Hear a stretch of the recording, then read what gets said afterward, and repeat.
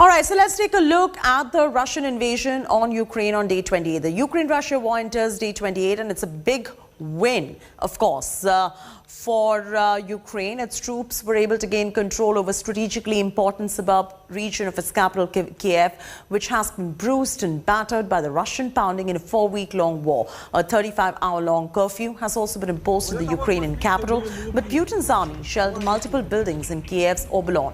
The embattled port city of Mariupol too continues to reel under Russian strikes, but refuses to surrender as Ukrainian troops and civilians continue to fight back. Kharkiv, Kherson, Mykolaiv tell a similar tale of destruction and devastation. Relentless Russian bombardments have left a trail of desolation in the cities as Kremlin's ground offensive continues to flatten the residential infrastructure. Ukrainians, remarkably resilient.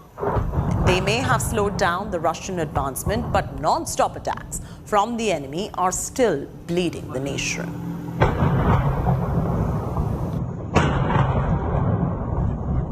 Продовжуємо працювати на різних рівнях і заради того, щоб спонукати Росію до миру, до припинення цієї жорстокої війни. Працюють українські представники в переговорах, які продовжуються фактично щоденно. Складно, дуже, часом скандально, але крок за кроком йдемо вперед.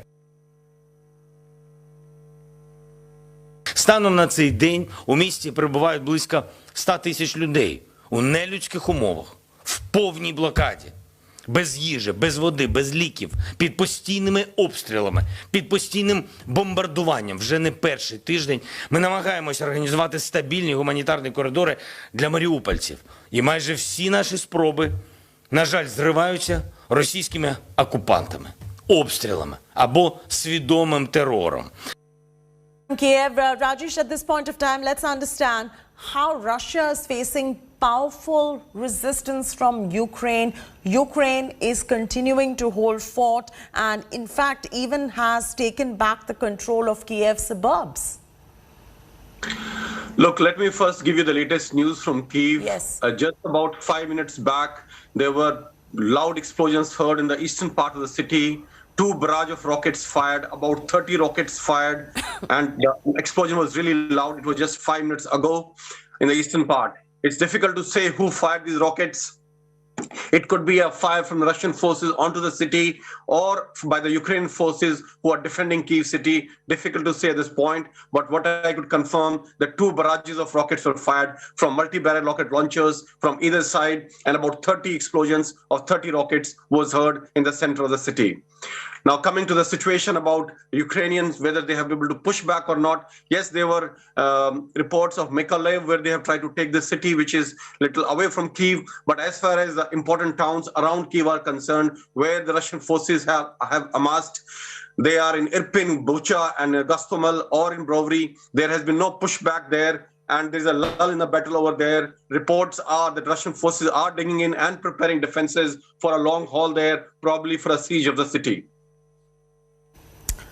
Yes, so, since you mentioned the attacks as well and the bombings as well, I'm just going to come back to you on that news that is just trickling in at this point of time. But Gaurav also is standing by in Poland, in Warsaw.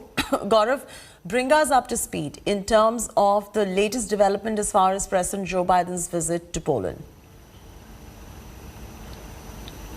All right, I'm being told Gaurav will be joining us in just about a bit. Apologies, viewers, for that. Rajesh is still with us. Rajesh, it is worrying to note that there are, you're saying that there have been bombings in Kyiv, and these are fresh bombings as we speak as well. What more can you tell us about these bombings as we speak? Look, I've told you about bombings, that this is most likely multi-barrel rocket launcher fired rockets. There were 2 barrage of rockets fired of 15 each. So there were about 30 rockets fired. By which side, difficult to say, but it was rocket fire for sure. And they had loud explosions, which could be heard in the center of the city. My hotel is almost in the center of the city, and I could feel the vibrations on my window panes with them vibrating with this rocket fire. So it's quite close to the city center. It is inside the city for sure. Which side, difficult to say.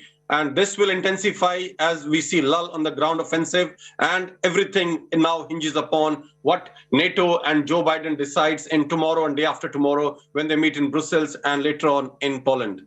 If you could just also give us a little bit of update in terms of what's happening with Mariupol, because Mariupol completely battered and there is a trail of destruction right there, but Ukrainian resistance seems to be strong, even Kherson, Kharkiv and Mykolaiv.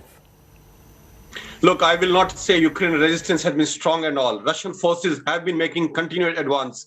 What is happening in Mariupol right now is the city was under siege for last 10 days. Humanitarian corridors were established. It was disputed why the people were not able to leave. Yesterday, about 8,000 people could leave the city. A humanitarian corridor worked yesterday, and still there are about 100,000 civilians stuck in the city without food, electricity, water, or gas supply. And most of the city is right now under control of Russian forces. Russian forces have also attacked the city, bombarded the city from the Sea of Azov, from the naval ships. And right now, most of the city is under Russian control, though some pockets of resistance exist where house to house and street to street guerrilla warfare kind of warfare is going on in Mariupol right now. Hold on right there, Rajesh. Gaurav Sawant joining us from Warsaw in Poland also joins us on this broadcast. Gaurav, first up, the kind of threat that Poland faces at the moment and why it is important for President Joe Biden to soothe the frayed nerves of Poland at this point of time. If you could put that into perspective first for our viewers.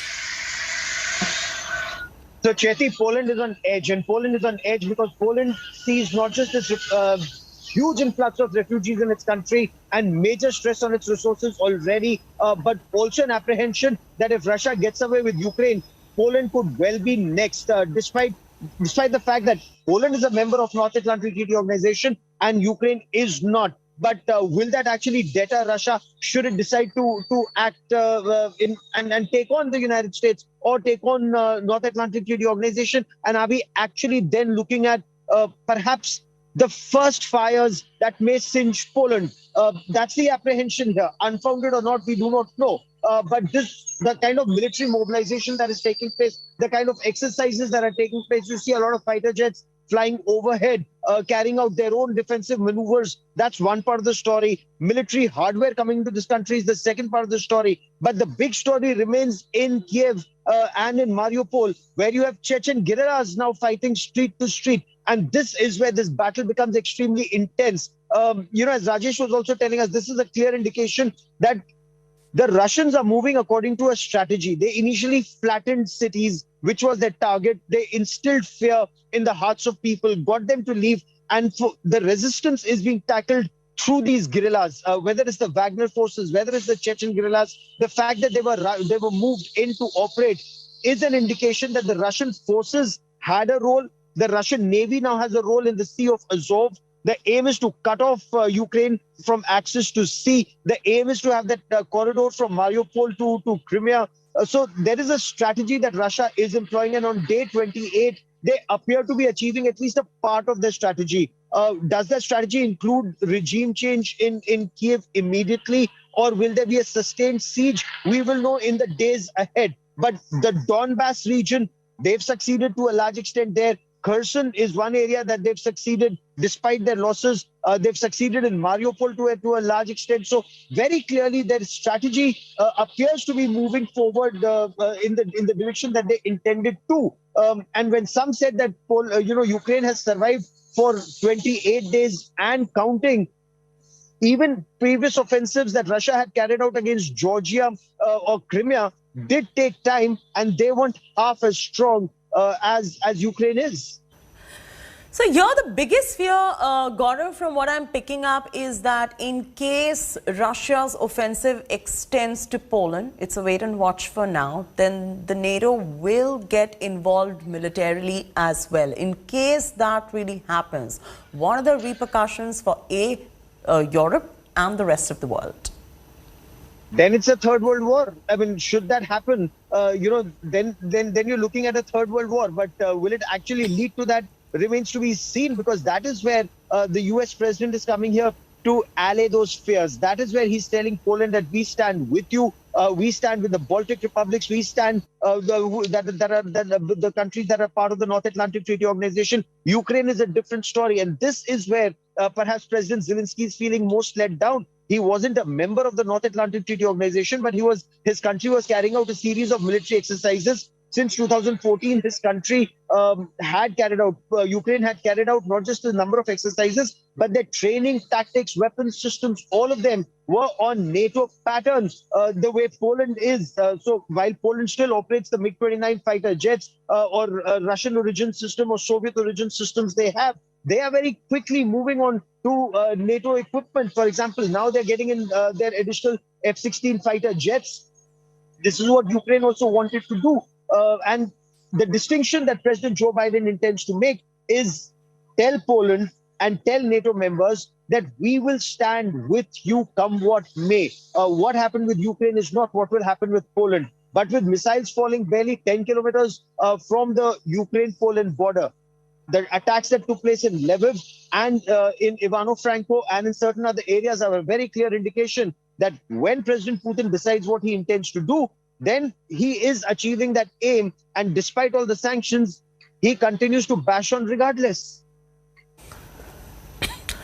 Hold on right there, Gaurav. Continue to be with us. 3 and a full-blown one, and that's a bit of a far cry at the moment. But, you know, with Russia going on to make statements like we will use nuclear power, but only if we faced existential threat. What does that really even mean? What does existential threat mean? And this is a clear indication that they will not stop in case things really go spiral out of control. As far as they are concerned, they will use nuclear power. And the world needs to be worried at this point.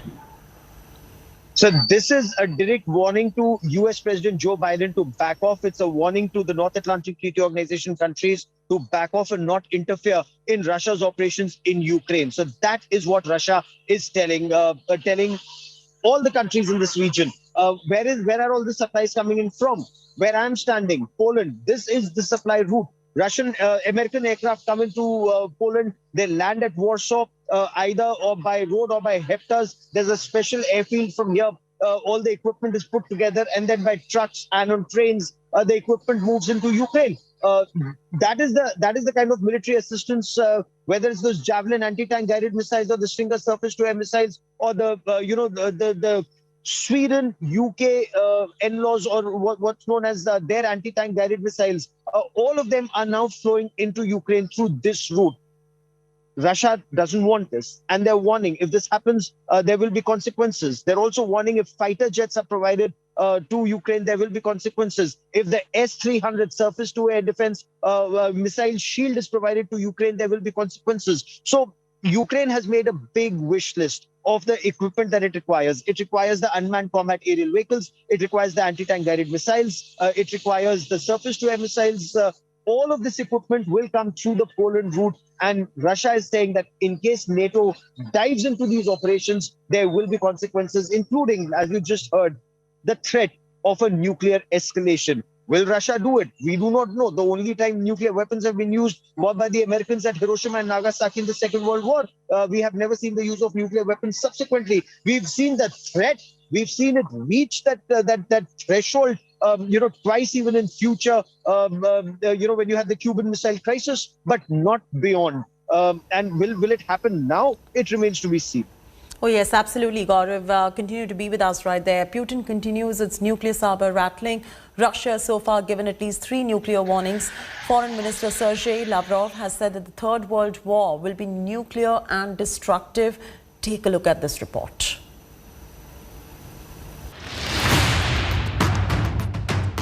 Only the US, Russia and China have intercontinental ballistic missiles. And Russia has many options when it comes to delivery of nuclear weapons. Tupolev is one of the most recent intercontinental ballistic missiles to be deployed by Russia. It is the first to be developed after the dissolution of the Soviet Union. The RSM-56 Bulava is a submarine-launched ballistic missile developed for the Russian Navy. It was deployed in 2013 on the new Bore class of nuclear submarines. Kinzhal is a hypersonic cruise missile. It has a claimed range of more than 2,000 kilometers and an ability to perform evasive maneuvers at every stage of its fight. Russia has the world's largest stockpile of nuclear weapons. Moscow has over 6,000 nuclear weapons, 675 more than the United States. Whereas China has 350, Britain 225, France 300 and India 150. As Putin bares his nuclear fangs, the West has responded with calm. The US and allies have so far stuck to sanctions on Russian economy. Bureau Report, India Today.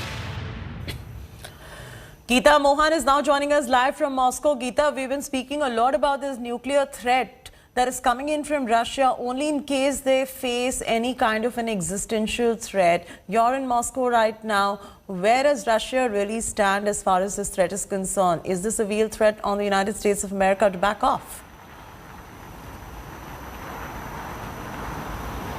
Well, it certainly is a message to the West that should they meddle, should they enter, or should they have any kind of boots or presence in Ukraine, this would escalate into a third world war. And in that context, Russia keeps saying that if it is a third world war, if the matters escalate to a third world war, then it will be a nuclear war, because all major countries and stakeholders who would be involved are nuclear powers, and therefore a nuclear war cannot be avoided. It is again posturing in many ways than one, also trying to tell the West that that they need to stay away from Ukraine. The West again has been giving the very same justification for not having not involving themselves or not involving NATO in Ukraine, Chaiti, and that is that should NATO enter Ukraine, this could escalate into a third world war. So both sides are speaking the same language. The only difference is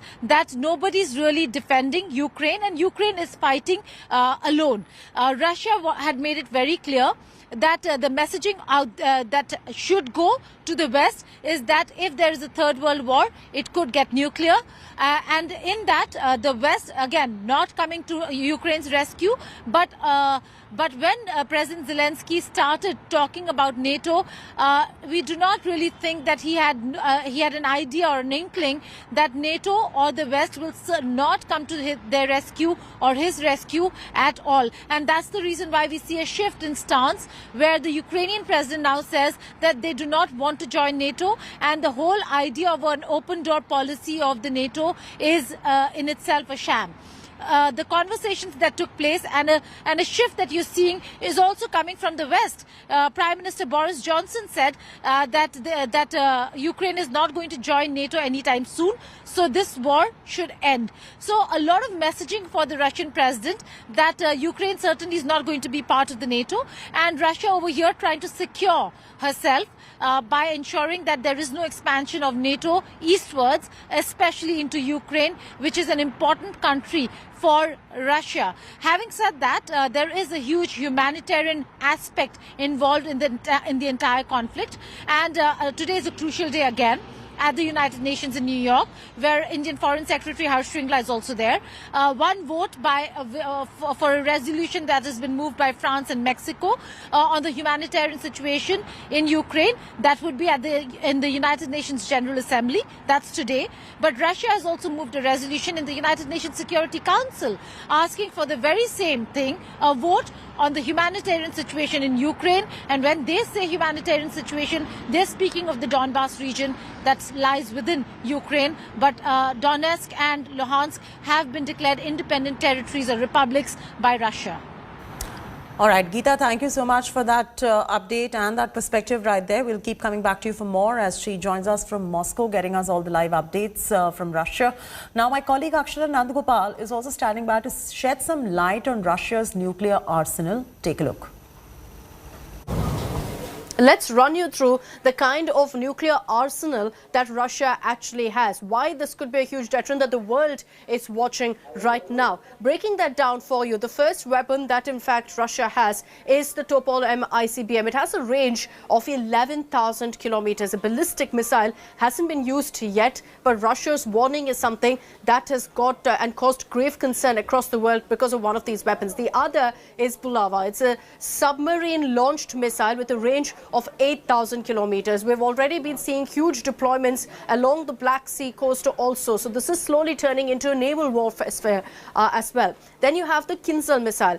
Now, we did tell you here on India Today that the Kinzhal missile was used. It wasn't armed with nukes. It, however, can carry nukes as well. A high precision weapon. It's got a range of 3,000 kilometers. This is why the world right now is extremely worried, because of the nuclear arsenal, the powerful nuclear arsenal that Russia holds. The Ukraine-Russia war is getting deadlier with each passing day as Putin is using some of the fiercest weapons. Russia is accused of launching illegal white phosphorus bombs. These bombs are banned under international law for use in civilian areas.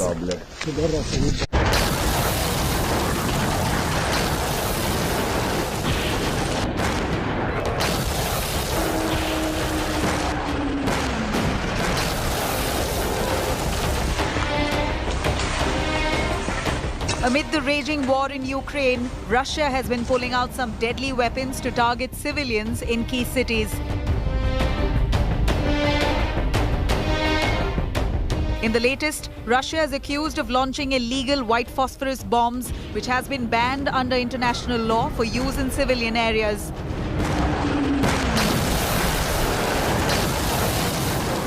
These white phosphorus bombs, also dubbed as flaming onion bombs, are horrific weapons which can fiercely burn anything that comes its way.